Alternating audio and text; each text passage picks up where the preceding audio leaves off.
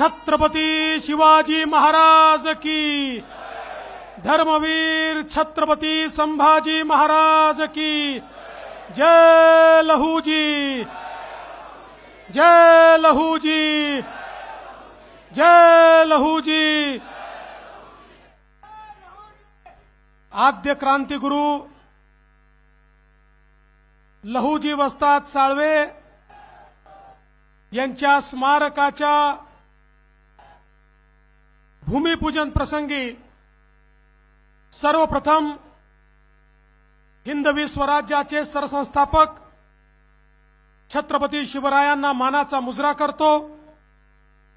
भारतीय राज्यघटनेचे शिल्पकार भारतरत्न डॉक्टर बाबासाहेब आंबेडकर यांना मानवंदना अर्पित करतो आणि खऱ्या अर्थानं ज्यांनी क्रांतीची ज्योत हजारो तरुणांमध्ये पेटवली आणि त्यांना क्रांतिकारक केलं असे आद्य क्रांतिगुरु लहूजी वस्ताद साळवे यांच्या चरणी नतमस्तक होतो। आज या भूमिपूजन प्रसंगी आपल्याला लाभलेले महाराष्ट्राचे लोकप्रिय मुख्यमंत्री श्री एकनाथ शिंदेजी, पुणे जिल्ह्याचे पालकमंत्री आणि महाराष्ट्राचे उपमुख्यमंत्री अजितदादा पवारजी, पुणे जिल्ह्याचे माजी पालकमंत्री आणि राज्याचे उच्च शिक्षण मंत्री चंद्रकांत दादा पाटीलजी, आमचे सहकारी आमदार श्री सुनील कांबळेजी, भीमराव अण्णा तापकीर, माधुरीताई मिसाळ, सिद्धार्थ शिरोळे, सुनीलजी टिंगरे, नामदेवजी ससाणे, चेतनजी तुपे, या ठिकाणी ज्यांचा उल्लेख विशेष केला पाहिजे कारण ज्यांच्या नेतृत्वात या स्मारक समितीने संघर्ष केला ते आमचे अशोक लोखंडेजी, माजी राज्यमंत्री दिलीप कांबळेजी, योगेश टिळेकरजी, सुधाकर भालेरावजी, जगदीश मुळीकजी, मुरलीधर मोहोळजी, धीरज घाटेजी, रामभाऊ मोजेजी, अमित गोरखेजी, दीपक मानकरजी, राजेश पांडेजी, सुभाष जगतापजी, बापू पठारेजी, या ठिकाणी उपस्थित असलेले आपले आयुक्त विक्रम कुमार, त्याचप्रमाणे अनेक वर्षानंतर आपल्या समाजाला एक बहुमान मिळाला आणि जे आपल्या सगळ्यांचं आराध्य आहे असं जेजुरीचं जे मार्तंड देव संस्थान आहे त्या संस्थानाचे अध्यक्ष अनिल सौंदडेजी, या ठिकाणी मंचावर उपस्थित सर्व मान्यवर आणि उपस्थित माझ्या माता भगिनी आणि बंधूंनो, आजचा दिवस आमच्याकरता हा अतिशय पुण्याचा दिवस आहे। आज दोन पुण्याची कामं आमच्या हातून घडतायत। आत्ताच आम्ही वडू आणि तुळापूरला धर्मवीर छत्रपती संभाजी महाराजांच्या स्मारकाचं भूमिपूजन केलं। ज्या संभाजी महाराजांनी छत्रपती शिवरायांचं स्वराज्य हे केवळ वाचवलंच नाही तर वाढवलं देखील, त्यांच्या स्मारकाचं भूमिपूजन करून आम्ही छत्रपतींच्या दुसऱ्या मावळ्याच्या स्मारकाच्या भूमिपूजनाकरता या ठिकाणी आलो। आपल्याला कल्पना आहे, अजितदादांनी सांगितलं की खऱ्या अर्थानं लहूजी वस्ताद साळवे यांचं घराणं हे छत्रपती शिवरायांच्या मावळ्यांपैकी एक अशा प्रकारचं घराणं होतं। पुरंदरच्या किल्ल्याची जबाबदारी त्यांच्याकडे होती आणि त्यांनी त्या काळात जे शौर्य दाखवलं होतं त्याकरता प्रत्यक्ष महाराजांनी त्यांना राऊत ही पदवी दिली होती। अशा प्रकारचं घराणं होतं।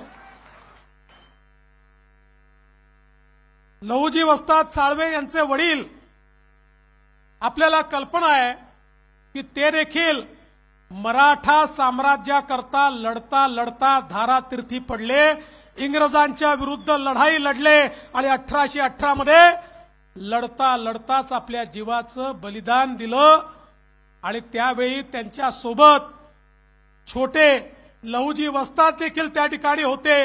त्यांनी आपल्या वडिलांचा आपल्या घराण्याचा संघर्ष पाहिला आणि त्याच दिवशी प्रतिज्ञा घेतली, जगेन तर देशासाठी आणि मरेन तर देशासाठी।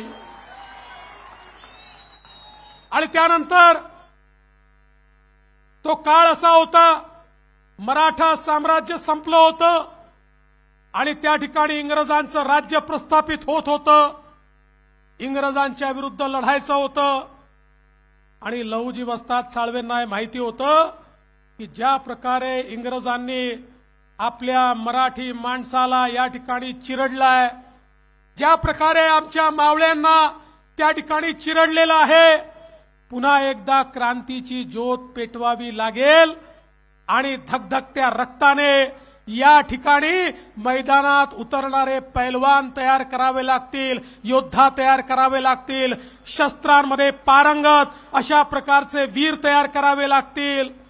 आणि म्हणून या देशाच्या इतिहासामध्ये पहिल्यांदा क्रांतिकारकांना, देशभक्तांना शस्त्राचं आणि लढाईचं प्रशिक्षण देणारी शाळा ही जर कोणी काढली असेल तर ती या ठिकाणी लहुजी वस्ताद साळवेंनी काढली। आणि म्हणून त्यांना जे आद्य क्रांतिगुरू म्हटलं जातं याचं कारणच हे आहे की पहिल्यांदा त्यांच्या डोक्यामध्ये हा विषय आला की जर मी लढणारे तरुण तयार करणार नाही तर माझा देश कधी स्वतंत्र होऊ शकत नाही। आणि म्हणून या वस्तादानं, या गुरुनं अशा प्रकारचं त्या ठिकाणी काम सुरू केलं की त्यातनं आपल्याला माहिती आहे, ज्यांना आद्य क्रांतिकारक म्हणतात ते वासुदेव बळवंत फडके यांना सर्व प्रशिक्षण या ठिकाणी लहुजी वस्ताद साळवेंनी दिलं, लोकमान्य टिळकांना प्रशिक्षण दिलं आणि अर्थातच महात्मा ज्योतिबा फुलेंना देखील प्रशिक्षण दिलं। पण महात्मा ज्योतिबा फुलेंना केवळ त्या ठिकाणी डावपेच शिकवले एवढ्यापुरतं मर्यादित नाहीये, तर जी एक मालिका महात्मा ज्योतिबा फुलेंनी सुरू केली समाज सुधारण्याची, समाजातली विषमता दूर करण्याची आणि क्रांतिज्योती सावित्रीबाई फुले यांना शिकवून त्यांच्या माध्यमातून खऱ्या अर्थानं महिलांना शिक्षण मिळालं पाहिजे याची मुहूर्तमेढ त्या ठिकाणी जी काही करण्यात आली, ही मुहूर्तमेढ करताना समाजात असेही समाजाचे ठेकेदार होते की जे त्या काळामध्ये हल्ला करायचे, हमला करायचे, त्या काळामध्ये महात्मा ज्योतिबा फुलेंना त्रास द्यायचे, क्रांतिज्योती सावित्रीबाई फुलेंवर विष्ठा फेकण्यापर्यंत अशा प्रकारचं वाईट कृत्य त्या काळात व्हायचं।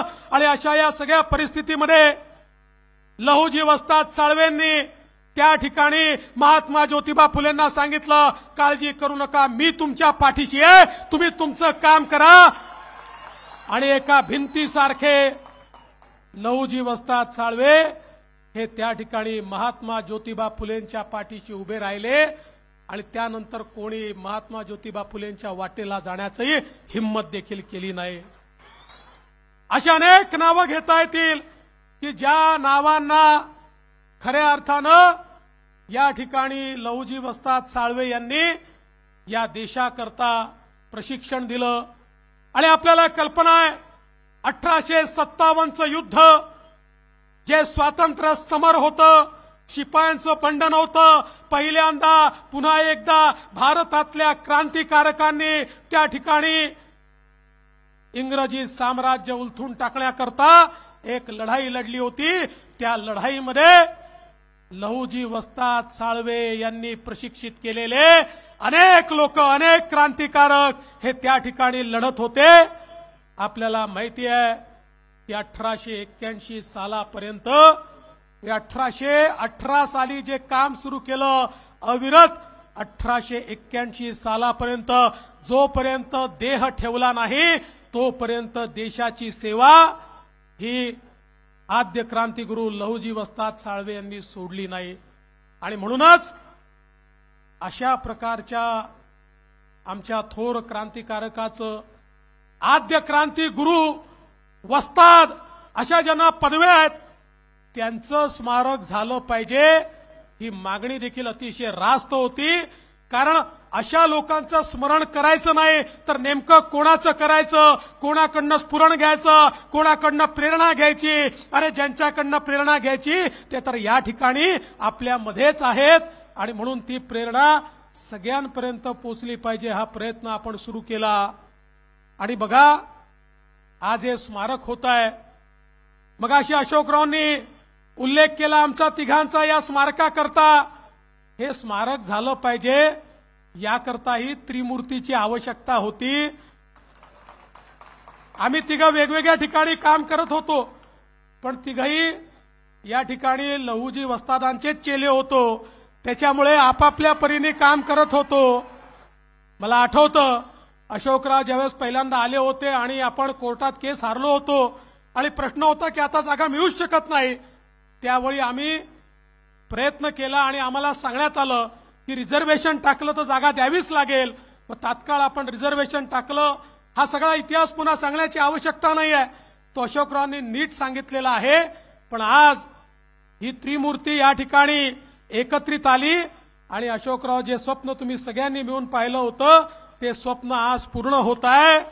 मी तर असं म्हणेन की लहुजी वस्तादांचे आशीर्वाद मिळाले म्हणूनच आम्ही तिघे एकत्रित आलो आणि आता एकत्रित आल्याबरोबर आरटी देखील तयार झाली।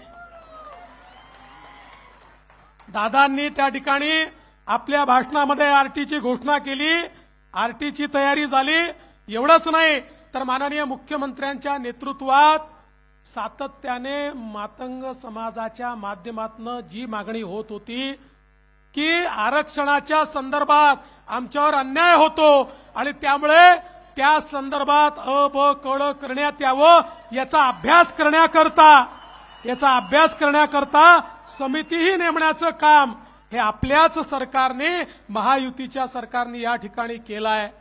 आणि एवढंच नाही तर आपल्याला माहिती आहे ज्या लोकशाहीर अण्णाभाऊ साठेंनी क्रांतीचा विचार विदेशापर्यंत नेला, ज्यांचा पुतळा रशियामध्ये उद्घाटित करण्याची संधी मला मिळाली, चिराग नगरमध्ये त्यांचंही स्मारक झालं पाहिजे।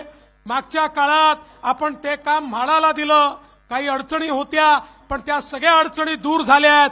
लवकरच त्याचा परिपूर्ण प्रस्ताव हा देखील आम्ही मंत्रिमंडळात आणतो आहोत आणि पुढच्या काळामध्ये चिराग नगरमध्ये लोकशाहीर अण्णाभाऊ साठे यांचंही स्मारक हे आपल्याला त्या ठिकाणी निश्चितपणे महायुती सरकारच्या माध्यमातून पाहायला मिळेल।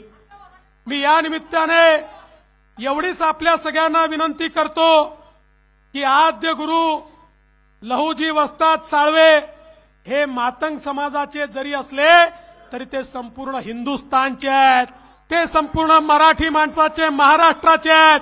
त्यामुळे आपण त्यांना सीमित न करता ज्या माणसाने आम्हाला स्वराज्य शिकवलं, ज्या माणसाने स्वातंत्र्य काय हे शिकवलं, त्या माणसाच्या प्रती आम्ही सगळे सदैव नतमस्तक राहू। आणि म्हणून आज ही संधी मिळाल्याबद्दल आपल्या सर्वांचे मी मनपूर्वक आभार मानतो आणि आपल्या समाजाच्या पाठीशी आपलं महायुतीचं सरकार पूर्ण ताकदीने उभं राहील एवढंच या निमित्ताने सांगतो आणि माझं बोलणं संपवतो।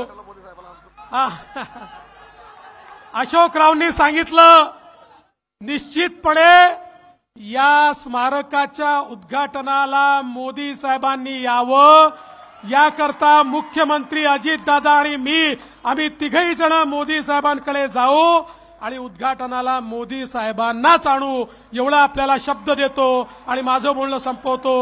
जय हिंद, जय महाराष्ट्र, जय लहुजी।